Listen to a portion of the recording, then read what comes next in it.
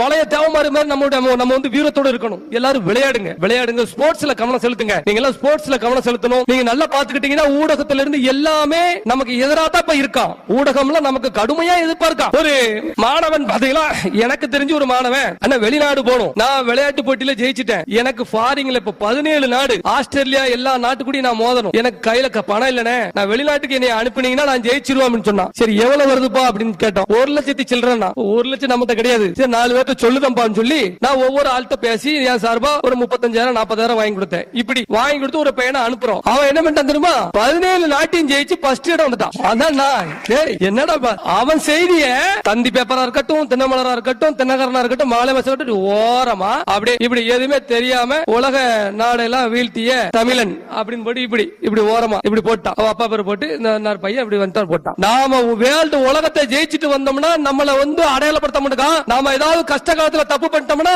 அவன் நம்மள வந்து அப்படியே பெருசா அடையாளப்படுத்துறான். இவன் இன்னமும் திருடிக்கிட்டு தான் இருக்கிறான், இவன் தான் அந்த சாதி இப்படின்ட்டு. அப்ப இது உளவியல் ரீதியா நம்மள சாக்குறான். புரியுதா உங்களுக்கு? அதை மட்டும் பெருசா போடுவான். நார்த்தவர் மவன் தப்பு பண்ணனா அப்படின்னு, இந்த மவன் ஜெயிச்சான்னு போட மாட்டான். அதனால உளவியல் ரீதியா நம்ம எல்லாத்துக்கும் மிகப்பெரிய ஆபத்து நடந்துகிட்டு இருக்கு.